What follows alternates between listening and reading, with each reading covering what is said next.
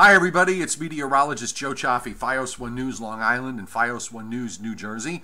Meteorologist Joe Rayo, FiOS 1 News Lower Hudson Valley will be in momentarily. So I'm just going to take this opportunity to wait for everybody to just kind of get on board and go over just a couple of things at the start. First off, I want to mention that in case you haven't seen it, a post on my page or on the website, there is my free weather app for Android, and I'm thrilled because I am now over the 1,000 download mark, and the folks have left some really nice reviews on Google Play, and I really appreciate those of you who have taken the time out to do that. Thank you very much. The app is free. It has and it's also been updated. So if you have the Android app and you haven't updated it yet, please do so. Force your phone to take the update. If not, just perhaps you may have to delete it and reinstall it if it doesn't work. But I know most of you have gotten the updated version, and we've added a couple of things, including Zoom Radar, which basically lets you look at the radar anywhere in the U.S., see where the rain is, see where the snow is. There's some different tools on there that you can use and plot on. It's going to come in pretty handy, especially when we get to severe weather season. And also, you can get your local forecast wherever you're located. The default city that's up there is Islip, but all you got to do is put in your town in the box there, and you'll get your local forecast with your icons, the forecast for the day, the short range, and the long range. So I'm pretty happy with it. The only thing I've been saying with respect to the free app, the app is free and will be free going forward forever, as far as I know. And also, there are no ads on there, which I know a lot of you like. But in order to support it, I would just ask that you consider joining my subscription platform on Patreon for just $2 a month. It's not required, but if you're into weather, it's a great place to be. You get all sorts of extra stuff, extra live streams just for Patreon members. You get posts that are not available anywhere else. Plus, you can message me at any time, and I'll respond in a timely fashion. So do consider that if you are on the app, but it's not required. The app is absolutely free, and if you haven't downloaded, the link is on the descriptor. Or just turn the camera. Just turn the camera. I could turn that. I could turn anything. Or just turn the camera. Do a commercial, folks. I am. Yes. And for those of you waiting for the iPhone version, well, they haven't rejected it, so just waiting to hear from Apple. Hopefully any day now. I know it's been in a while. It's in their hands. They're very slow, and that's just how it is. The wheels of progress turn very, very slowly. Okay, so everybody's kind of on, bored with the idea that we're going to turn bitterly cold, which we are. I mean, we're not going to see the extent of the cold air like they're going to see up in the northern plains, in Minneapolis, in Chicago, Milwaukee, etc., etc. We will get a modified version of that, but it will still be very cold. Do you realize that if any of you have a flight to Chicago and are planning to be in Chicago Thursday morning, people who will be waiting for a bus or a train, and I can't believe you would wait in a situation like 22 below zero, the expected low temperature or the morning temperature in Chicago, Joe. And they actually, which they don't do very often, but because the wind chills are going to be below minus 35 in Minneapolis, they've actually closed schools pretty much for the rest of the week. Yeah. Which is a fairly, I guess, a pretty rare occurrence. That's tough country up there. They grow up with cold air and extremes, but this is pushing the envelope a little bit. This is according to Weather Trends 360, which we mentioned back last Friday. We gave him a nice little promo there. According to Weather Trends 360, this is the coldest since the polar vortex invasion of 2014, not just for the Midwest, but also for our part of the country as well. So this is, if you've been wondering, when was the last time it got as cold as this? 14. 5 years. Okay. 5 years. Hi to Timothy Veltman, Jason Barry, Stephanie Buffa, Ben Scott of Angry Ben's Angry Weather, and all of you. A collective hello to everybody that's on here. Okay, so we could kind of cut to the chase with regards to the situation for tonight and tomorrow. Joe, have not been really all that bullish on this, and I think it's reflected. Listen, everybody forecast shops, and I can't help that. You can't help that. And I know sometimes it used to drive me crazy because people would look at a weather service, or whatever it was. They'd look at somebody else's map. I don't want to name anything specific, but they would look at somebody else's map, and then they would say that I said that. Okay, so look, here's what I did for tomorrow, and I am way under the weather service numbers. I basically have, I covered for the coast for a coating, a changeover to snow where maybe it leaves a coating, and I don't have anything greater than maybe 2 or the 2-inch line into the northwestern counties of New Jersey. Maybe there's some spots up there that wind up with 3 going into northeastern Pennsylvania, but I'm at about half of what the Weather Service has. Right. And I don't think this is, from what we both looked at today and tonight. I really prefer to be on the low end of the envelope in terms of the snow amounts than on the high end. Right. I pretty much agree. Well, I sent out to the Fios One weather crew earlier today my thoughts, and it pretty well matches up with what you're. And we hadn't spoken to each other because when I had done my map before I saw what you did. Right. So we were on the same page. So we'll either be both very right or very wrong. But honestly, from all the stuff that we're looking at tonight, it's hard for me to develop a case for an upside surprise here, because one of the things that I always focus on when it comes to an upside surprise is, and you and I talked about this today, the ground temperatures. I want to see ground temperatures in the 20s. Right. Okay. Or at the very least, I want to see that 32-degree line maybe just kind of hugging the coast.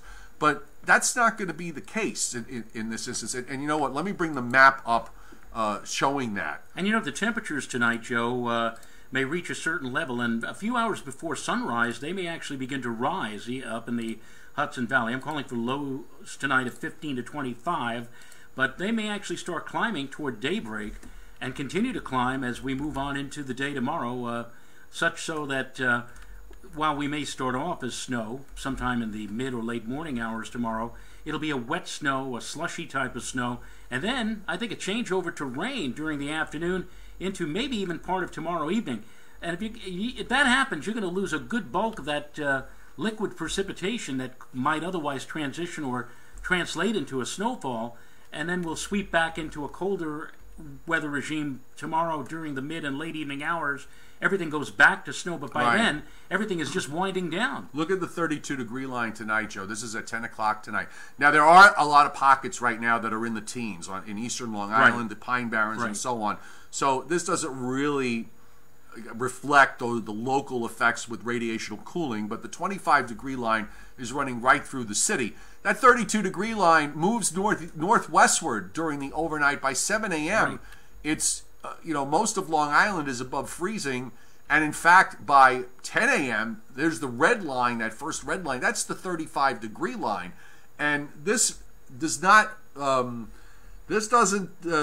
Is not a profile of temperatures that I want to see in a situation like this. I would like to see that 32-degree line like this, and then not get any further north as all that precip moves in, and it keeps coming, and it keeps coming. It keeps going. I mean, look at this. It goes all the way up to the Jersey-Pennsylvania line. Now, in the area, maybe let's say the 35-degree line, it might be cold enough to support snow aloft, just south of that 32-degree line. This is at 3 o'clock tomorrow afternoon, but we could look at the 4,700-foot level, and it is at 850. It's cold enough. So look, if you don't get the intensity of the precip to help cool the column down, this is having it cold enough at that level is going to be useless. If the precip is light, it's going to be rain or at best a mix. It's going to be snow down to probably about a couple of thousand feet, and then all of a sudden it's going to start warming up really fast. And either what you're going to see tomorrow afternoon is either rain, or if you're getting snow, it's going to be those big, wet, slushy flakes that are going to hit the ground, melt, and not really accumulate to any degree. Yeah, so, let me just show everybody again, because I had the window closed. But here's that 32-degree line.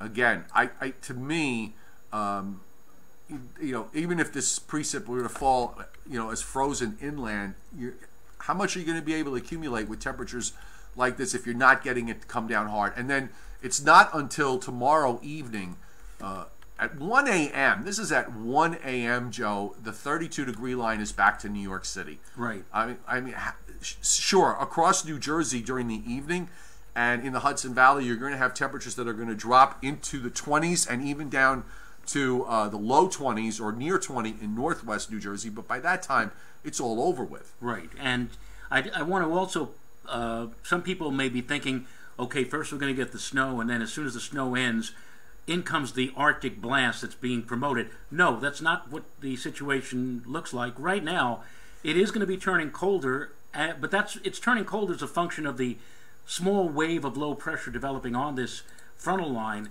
moving away to the north and east. And of course, naturally, on the backlash, you get the northwest or west wind, and it turns progressively colder. But what we're talking about, for the real blast of Arctic air, that's going to wait until probably midday or afternoon on Wednesday. And that may actually come with snow showers and snow squalls. The damn 3 kilometer shows that really well. Right. Look at that. Right. This is at 1 o'clock in the afternoon. I mean, it almost looks like a summertime line of thunderstorms there. Yeah. So yeah, that's going to really bring in the bitter cold air. And from this, I wouldn't be surprised you wind up with those squalls where the visibility drops down to near zero for about 10 minutes. The temperatures in the morning on Wednesday may actually be close to 30 or approach 30 or even get to around 32, but then in comes that potent weather front around midday with the line of snow showers, the possibility of snow squalls, and very quickly you'll see the difference between the morning and the afternoon, because the afternoon the winds are going to really start revving up, the temperatures are going to fall very, very sharply, and in comes that bitter, frigid blast of air, which will settle in over us Wednesday night and on into Thursday. So while the folks in the Windy City will be near, let's say, 20 below zero on Thursday morning, we are going to be probably seeing temperatures in and around the tri-state area within a few degrees of a goose egg, zero. And you know, we don't see anymore, at least in the immediate New York City area, you know, double-digit below zero temperatures. And it's been a while. It's a very rare, very, very rare setup. Even when it did happen, it was a pretty rare setup. Right. But, you know, we may see temperatures in New York or Central Park drop 2 or below zero. It's a possibility. But still, it's going to be probably the coldest shot of air that we've seen, maybe rivaling what we went through for a short while last week. Yeah, I tend to think that with the west, you know, I tend to think the wind this time around is probably going to keep the actual big cities from going below zero, and that it'll stay, you know, maybe about 4 or 5, but not north of, you know, just inland and not that far away. The AM3 is only out to 47 hours. I just want to kind of take a look at the day side on tomorrow. It shows the squall line really, really well, which I would expect this model to do. But even here, Joe, as far as the snow is concerned tomorrow, there's some missing data. I don't know why that is. That happened earlier today. That happened earlier today, but this is tomorrow evening. This is at 4 o'clock tomorrow afternoon. You know, I just can't get excited over this. I just can't. No. So I kind of think I think that the lower numbers that both you and I have are a much better reflection of what's going on than I think some of the higher numbers that are floating out there. I just don't see the room for an upside surprise here. Right. Right. Famous last words, but I don't see it. You know, not to say that, you know, an inch or two is not problematic. Secondary roads and untreated roads certainly will be a bit slick and slippery, so we caution you if you're going to be out and about. I just realized I'm probably going to be heading home. I live in a place where it's like 500-foot elevation, and I have to go up a hill, so I may find a bit of an interesting drive home tomorrow night, but I really don't think that this is going to be something that's going to be cataclysmic. So here's the HRRR, by the way. I mean, you've got this patchy stuff of 4 inches, but that's up in northeast PA, maybe skimming into northwestern New Jersey there. And you got to go north of Poughkeepsie, where you get another blotch of 4-inch plus up through the Catskills and up toward I-90. But, you know, the lighter blue is basically 3 inches. If you want to buy this at every count, you're looking at the HRRR. If every flake that falls sticks, then you'll get this. Right. But you're going to better have every flake that falls stick. And elsewhere, along the immediate coast, down through New Jersey south of 78, you're really not looking at very much. There's a couple of inches that maybe straddles down almost to northern Mercer County and into southeast PA. some 2-inch amounts or so, but that should be about it. I mean, I don't know. I can't really justify it any other way. You know, I said half in jest for all that has been made out of this thing tomorrow night, that perhaps for the Wednesday, if we get hold of a solid, albeit narrow, fast-moving line of snow shower and snow squall activity, that may cause more of a problem, right? In a lot of places, especially if it were to come near the rush hour. Yes. Yes. By the way, so just a quick. This is going to be the second time where we've gotten a bitter cold air mass that, except for a chance on Friday as the warm air comes back, there's a little bit of warm advection snow. It's a very weak push. And it looks like it wants to go to the south. But aside from that, this is going to be another instance when the next important system comes along, which will be early next week, it rains. It rains. Not only, Joe, I think it's here, where we just saw where we went from 5 to 50. Right. And didn't see a flake or an ice pellet. But I think it's even more remarkable to me that as bitter cold as it is up in the going to be in the northern plains Tuesday and Wednesday, that even there too, it warms up and rains and they don't see a flake or an ice pellet. Right. I mean, so if you feel victimized as a snow lover, that everything that can go wrong has, right. You're not, in this instance, you're not alone. You're not the only spot. You've got areas that are going to be 20 degrees colder than it is going to be here, and even there it's going to warm up and rain. Well, like that woman who had her 15 minutes of fame, about 40 years ago with the commercial, "Where's the beef?" Mm-hmm. Well, here I am 40 years later to ask, where's the block? There's no block. No. And if you don't have a block, you ain't going to hold that cold air in for very long. No. You actually have the North Atlantic oscillation is negative. The problem is it's the wrong kind of negative NAO. Mm-hmm. The NAO covers a very large geographic area, so when you were to go look at it on the teleconnections site, which we should have back tomorrow, by the way. They went back to work today and they were busy updating stuff, so they haven't updated it. Right. But you could have a negative NAO, but the NAO geographically covers a huge part of the North Atlantic. If it's in the wrong spot, it doesn't do you any good. So I think it's, in terms of the going back for the into the longer ranges we head into February, the pattern is going to be not very good at all for a week to 10 days. So then you're going to need some time to flip that pattern back if it's going to. So perhaps all of a sudden you're going to be at around February 9th or 10th before maybe the first opportunity for another snow event is going to happen. At least that's the way it looks at the moment. It hasn't been a good, but we said from the beginning, Joe, that after so many years, 6 consecutive above normal years in terms of snow, and we certainly have had our fair share of snowfalls, and in some of the weirdest situations, a blizzard coming the day after temperatures in the 50s and 60s. That was a couple of years ago. But you knew that we were going to end up with a year or a winter where we were going to have this frustration for.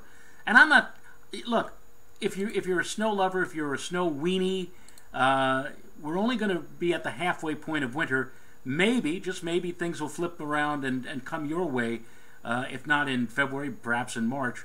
We'll have to wait and see. But so far, everything that could possibly go wrong for you if you're a snow lover has pretty much gone wrong. Jason Kaplan, I hear there is not one snowstorm threat on the models for February. Okay, so that first off, the global models that go out 16 days only take you now to about February 9th or 10th. Second of all, the late afternoon GFS actually has a perfect surface snowstorm at 372 hours. So you know what? Let's put the watch up now. But let me be serious for a second and point something out. Think back through November. If you look at these models on a daily basis, and let's say we've had very few events here along the immediate coast. There have been snow events upstate. They've been up in central and northern New England. I understand that for this mentality that the world basically revolves around the I-95 corridor from Philadelphia to Boston. It really doesn't, but let's just leave it at that. My point is, every single snowstorm that's been on the model outside of the day 7 time frame, how many have we had here? What's the answer? Are you waiting for him to No, answer? I'm answering. I want you. Zero. Okay? Zero.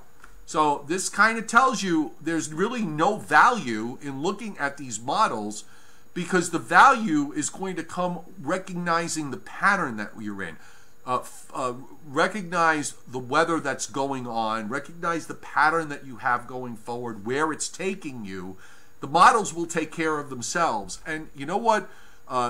When you forecast, for forecasters, you want the model to come to your forecast. You don't want your forecast to go to the model. Right. You understand? If you understand where I'm getting at. Yeah.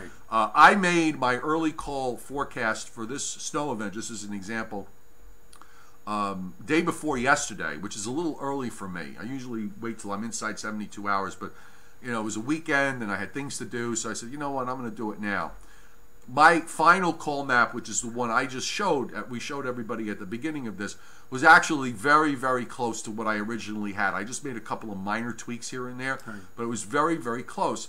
And one of the things I mentioned in one of my posts today, Joe, was that the models have come to me, which is what you want. As I'm talking to you folks that the enthusiasts and perhaps those of you who are wanting to pursue this as a career one day, teenagers and getting ready to make some college decisions, and meteorology is on your list of things that you want to do. Remember, you want to be able to observe what the weather is going on, and you want to have the models come to you, not the other way around. Right. And that's the best way to approach it. And forecast with your head, not with your heart. Right. If you're into snow and you really are waiting to see something happen, and again, I've said this before, and you just alluded to it. I mean, like there are some websites, there's some Facebook sites where people put up the European for like 10 days in advance or whatever to show you the snow amount that it's predicting or projecting, and then they wave out and say, "Now this is not a forecast. This is not a then what are you putting it up for?" Yeah, I mean, it's eye candy is all it is. It's a waste of time. It is. The winters are what they are, Joe. You and I know that subpar winters happen. I'm actually waiting, because I know in some forums it's really getting to the form of hysteria now. Yeah. And I haven't seen it yet, and I might have missed it. I'm waiting to see it's never going to snow in the I-95 corridor again because of climate change. I'm waiting for that. I haven't seen it yet. I'm waiting for it. It's almost February 1st. You know what's coming, Joe. You know who's coming? You know who's coming out of February 1st? The sun angelists. Oh. Okay, here come the sun angelists. Because you know what? It never has snowed, and it can't ever stick during the month of February because of the sun angle. All right, so I'm sure they're lurking. They should be out any moment now. And then who else is left to come out of the woodwork? Oh, it never snows in March. Yeah. It never snows in March. You never have 10-inch snowstorms in March. That last year, just the 4 Easters just killed that theory off completely. There's a whole long list of things that you start to hear, and they should be on there soon, and they will be sent to their appropriate places. And we got the groundhog, as I mentioned, on Saturday, that nonsense, and Super Bowl Sunday. Hey, this is good news for a lot of you. I know a lot of you will be going to Super Bowl parties, or someplace to watch the game, or maybe to throw in whatever amount of money you want to throw into the Super Bowl pool. No weather problems, at least at this point in time, as it appears. In fact, if anything, it looks like temperatures will warm into the 40s perhaps by Super Bowl Sunday. Hard to believe I'm saying that, but between now and Super Bowl Sunday, we've got that huge hole, so to speak, of frigidity that we're going to have to deal with from Wednesday afternoon, Wednesday night, and on into Thursday. And I'm actually more psyched about the potential now, Joe, of maybe getting a good old-fashioned snow squall here with the push of frigid air on Wednesday, that's as opposed to what we may see here later tomorrow and tomorrow I can night. remember a few years, many years ago, where you get the visibility blind gets down to near zero for about 10 minutes, and you think, oh my. And I can remember a couple of times in the late 70s seeing them where it puts down a quick inch. Right. And then, of course, once it stops, there's hardly any moisture content in it, so it just evaporates.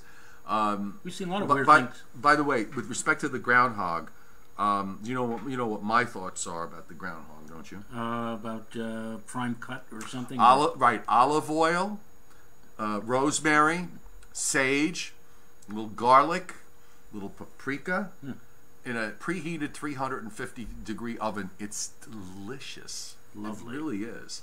Plus, the silly rodent has a far better agent than I ever had. 950, 951. All right, so let's say goodbye. Okay, so look, really fast. You saw what at the beginning what we're going for. We're going less than what is being forecast elsewhere, and that's kind of how we see it.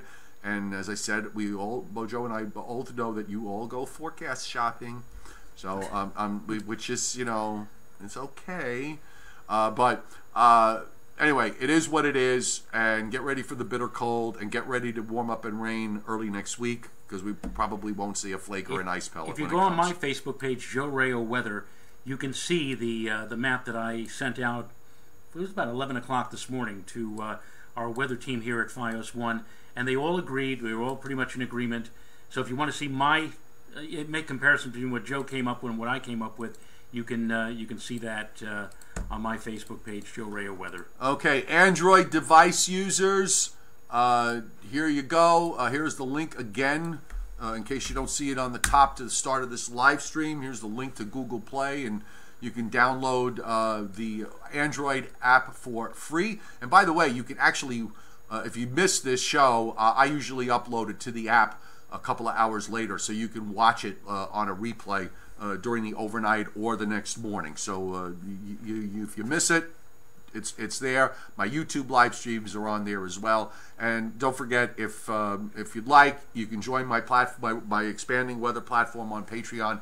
It's just $2 a month, and it's a great way to support the app, which is absolutely free. And I think as of now, no more ads. Okay, top of the hour for me, FiOS 1 News, Long Island and New Jersey. And FiOS 1 News, Lower Hudson Valley for me, and we'll see how this all pans out tomorrow night, and then get ready for a couple of days of frigidity Wednesday and Thursday. All right, guys, see you tomorrow. Bye.